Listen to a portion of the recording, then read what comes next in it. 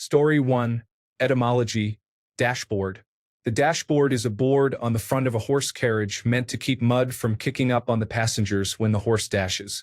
Over time, it came to mean the front part of anything. Even a computer interface is sometimes called a dashboard. Story 2. Ampersand used to be a letter in the English alphabet. Came after Z in the alphabet. In the alphabet song, after you finished with Z, kids would sing, and per se and, which is where the name ampersand comes from. And per se and basically means also and as itself. Story 3. The word barbarian comes from an ancient Greek word referring to all non-Greek speakers, including Egyptians and Phoenicians. This was because to the Greeks, all other languages sounded like people saying bar bar bar. This became the root for the word barbaros, which roughly means babble or gibberish.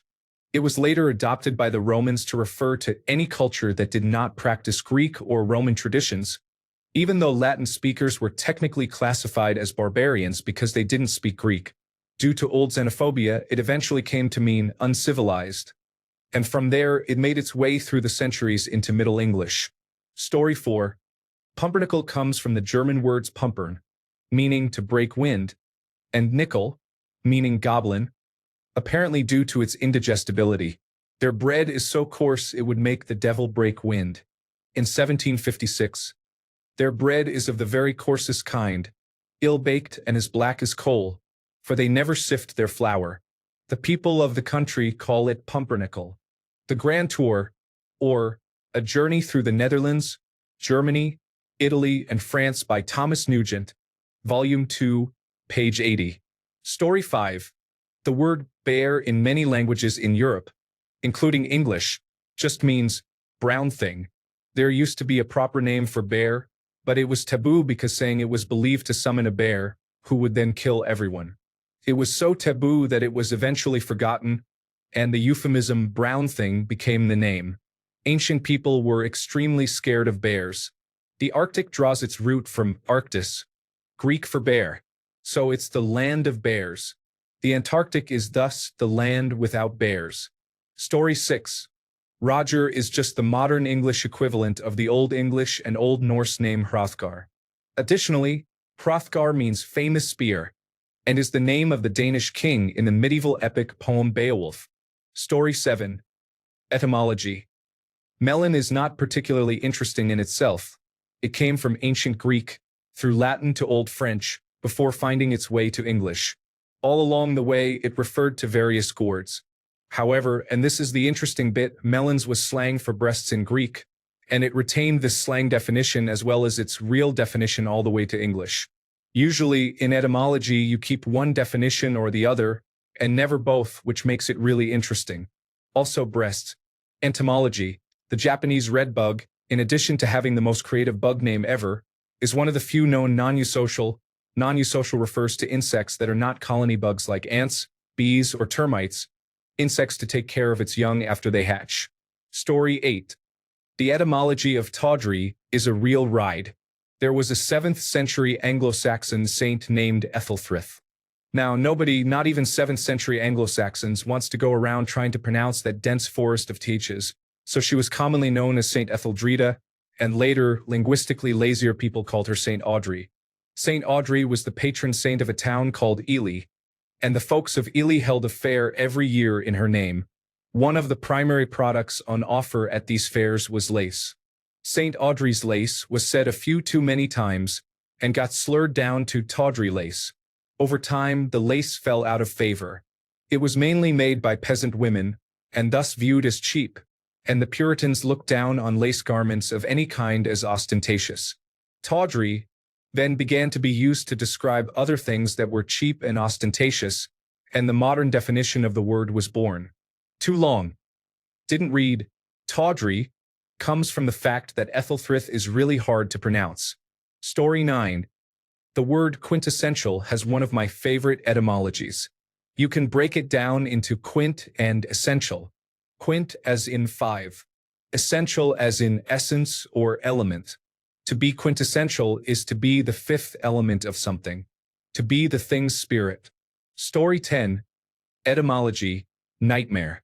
The mare part of the word nightmare comes from Germanic folklore, in which a mare is an evil female spirit or goblin that sits upon a sleeper's chest, suffocating them and giving them bad dreams.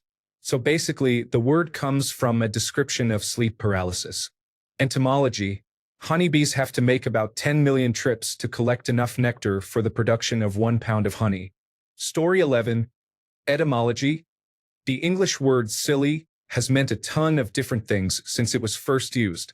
The word's considerable sense development moved from happy to blessed to pious, to innocent, circa 1200, to harmless, to pitiable, late 13th century, weak, circa 1300, to feeble in mind, lacking in reason, foolish, 1570s.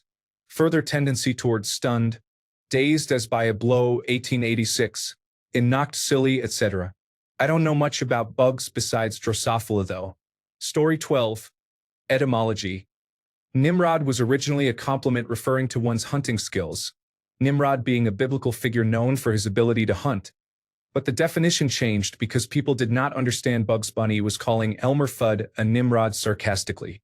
Entomology: earwigs have wings and can fly. Story 13. Etymology: cliché is derived from the sound of dabbing ink on typeface. Anyone who has used an ink roller will understand the sound of sticky ink, so it's the repeated sound of a regularly and therefore overused piece of type. Entomology: Australia has had a massive problem with the buildup of animal waste following the introduction of cattle. Native dung beetles only worked with the hard, dry dung of marsupials and wouldn't touch the cowpats of imported cows. Story 14. The word entomology is from the Greek entomon, meaning insect, which is itself the neuter form of entomos, meaning segmented. Story 15. Etymology: shibboleth was a Hebrew word for a part of a plant. At one point, it was used to determine whether someone belonged to one cultural group or another because the groups pronounced the word differently. Now, it refers to words and phrases like those that reveal someone as part of a particular group, whether it's by pronunciation or understanding. For example, get a native German speaker to say squirrel, and they almost definitely won't be able to. Entomology: some wasps inject their eggs into a host, and the host gets mind-controlled to protect the developing babies. The interesting thing is that it's not the eggs that control the host but a virus that the wasp injects along with the eggs. Story 16. I love this game. I run a Twitter account about it and love posting to the Reddit etymology community. Here are some of my favorite recent ones, summed up very basically. I can expand on any of these as well. First of all, etymology facts. Scuttlebutt was first a nautical term for a cask, but of drinking water with a whole scuttle, for drawing it out. The term came to mean rumor or gossip, because sailors would gather to idly chat around the cask. It is the predecessor of the term water cooler talk for workplace gossip. Before 1860, the word pollution commonly meant semen, specifically semen released somewhere other than during conjugal activities, or defilement or desecration. Also, the words seminal, disseminate, and seminary derive from the Latin semen. Meteor comes from the Greek meteoron, literally meaning thing high up. In 15th century English, meteor could refer to any atmospheric phenomena, which were differentiated by various classifications of meteors. Hence, meteorology as the study of atmospheric conditions, rather than just meteors. Classifications included aerial meteors, notable winds and tornadoes and such. Aqueous meteors, water-based atmospheric phenomena such as rain, snow, hail, dew, frost, and clouds. Luminous meteors, auroras, rainbows, and other light-based phenomena. Igneous meteors, fiery-looking phenomena such as lightning and shooting stars. Around 1590, the English word began to take on the more specific, fiery extraterrestrial meaning we use today. Ambivalence was first a psychological term, literally meaning strength on both sides.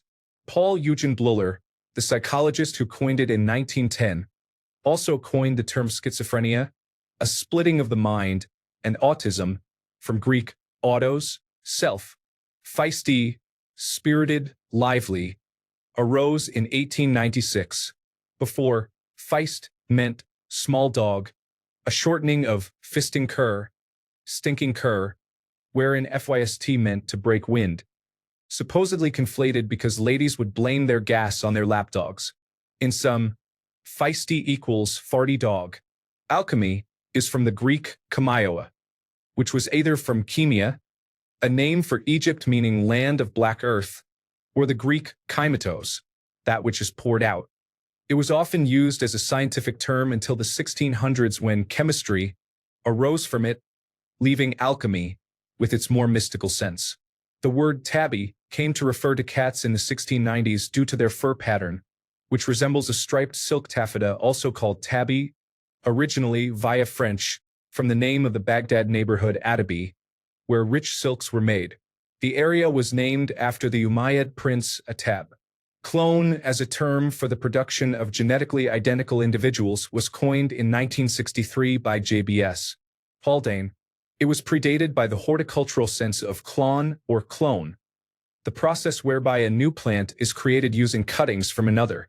Both are from the ancient Greek klon, twig, jargon, adopted from French in the 14th century, originally meant unintelligible talk, gibberish, chattering, jabbering. It wryly took on its current meaning, phraseology peculiar to a sect or profession, in the 1650s due to the fact that such speech was unintelligible to outsiders. Moxie, general use from the 1930s, comes from the brand name of a bitter syrup first marketed as the medicine Moxie nerve food in 1876, then sold as a soft drink starting in 1884. The brand may be from a Native American Abenaki word for dark water, from main lake and river names, and finally an entomological etymology. The praying mantis, Mantis religiosa, and other insects in the order Mantodia get their name from the Greek mantis, literally, one who divines, a seer, prophet, which in turn is from mainstai, be inspired. Story 17. The word for the fruit came long before the word for the color. We just called things which were the color orange, yellow, red. Additionally, William of Orange, William III of England, has nothing to do with either the color or the fruit. Story 18. I love the origin of berserk. It comes from Old Norse for bear shirt, where Vikings would put on shirts made of the hide of skin bears and, I guess, get possessed by the spirit of the bear and just go absolutely wild on whatever. Story 19. The word oxymoron itself, appropriately enough, is an oxymoron. The oxy part, the same as in words like oxygen, paroxysm, and peroxide, comes from the Greek word for sharp or acrid, oxys. The moron part, the same as in moron, comes from the Greek word for dull, moros. So an oxymoron is literally a sharp, dull turn of phrase. Story 20. The word cue, meaning a long stick used in billiards, comes from the French word queue, meaning tail. The English word queue also comes from the French word. The Latin word cauda, from which Q ultimately derives, also brought us English coda, but that comes via Italian instead of French. The word Q, meaning an indication that it's time for something to happen, or as a verb, to give such an indication, comes from the letter Q. It was written as an abbreviation for quando, Latin, when, on actors' partial copies of play scripts. To save on paper, your copy of the script wouldn't include every line, just the ones right before your lines marked with Q. So you'd have to learn your cues to know when your line was coming. Story 21. A little late to this thread, but my favorite one isn't on here yet. Mortgage, mort death, gage, pledge, death pledge. Very fitting for a 30-year loan. Story 22. Etymology. The word avocado comes from the Aztec word for testicle. That's literally the only one I can think of right now. Entomology.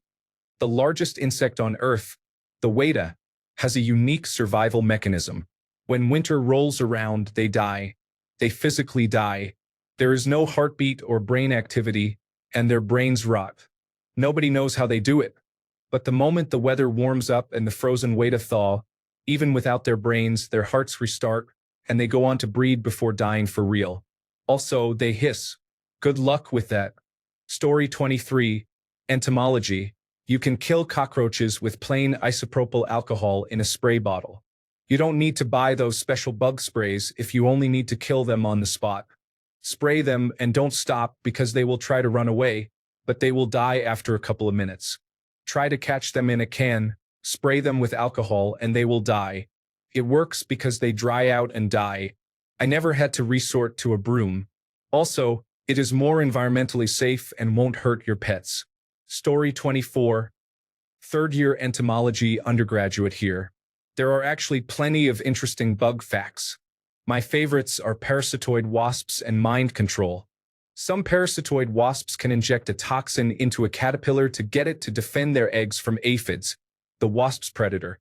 The caterpillar previously wouldn't care if an aphid crawled on it, and now it will flick them off.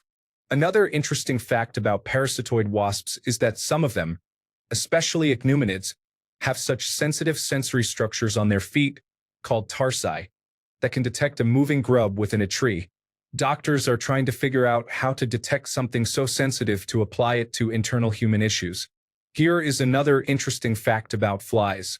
Most insects have 4 wings, but in Diptera or flies, they have 2 reduced wings called halteres instead of hind wings that help immensely with flight, balance, and orientation. That's why flies are so hard to hit. Their halteres can detect air movement and adjust to it quicker than you can hit them. What is really interesting is that not much about insects is known. They are such a prevalent species, and even the most important evolutionary process in insects, flight, is not fully studied. There are 2 prominent theories about how insect wings developed. I can go on all day. Story 25. Newborn honeybees do not have hardened stingers because they have not dried out enough. Also, their wings are still drying, so they cannot fly. This leads to a lot of fun in the lab because they can be petted and held.